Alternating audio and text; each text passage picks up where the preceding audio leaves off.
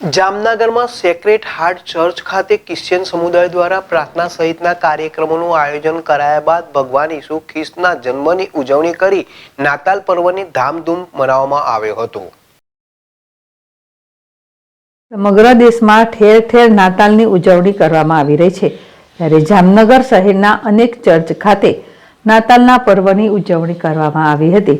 નાતાલની ઉજવણીને લઈને જામનગરમાં વસતા ક્રિશ્ચિયન સમુદાયના વિવિધ સંપ્રદાયો લીમડા લાઇન ખાતે આવેલ મુખ્ય ચર્ચ સેક્રેડ હાર્ટ ચર્ચમાં એકઠા થયા હતા।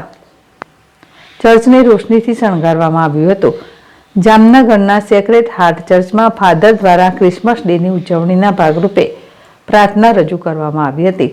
મહિલાઓ દ્વારા ભગવાન ઈસુ ખ્રિસ્તની પ્રાર્થના કરતા ગીતો ગાવામાં આવ્યા હતા।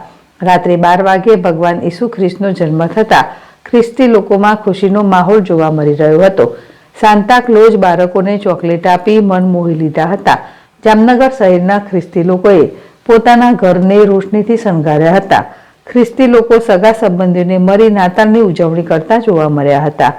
2000 વર્ષ પહેલા બેથલહેમ શહેરના દાઉદનગરના નાઝરેથ ગામમાં બાળ ઈસુનો જન્મ સાધારણ ગમાણમાં થયો હતો।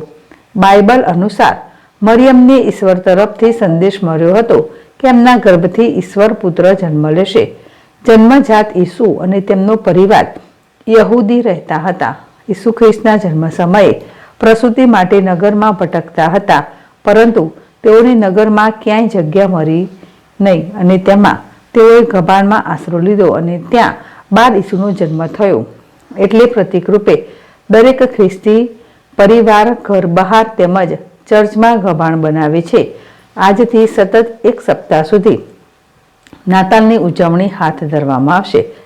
ચર્ચને રંગબેરંગી રોશનીથી શણગારથી સજાવી ફાધર દ્વારા ખાસ પ્રાર્થના થશે, તેમજ ક્રિશ્ચિયન લોકો નવા વસ્ત્રો પહેરી પરસ્પર નાતાલ અને કેલેન્ડર નવા વર્ષની શુભેચ્છાઓ પાઠવશે।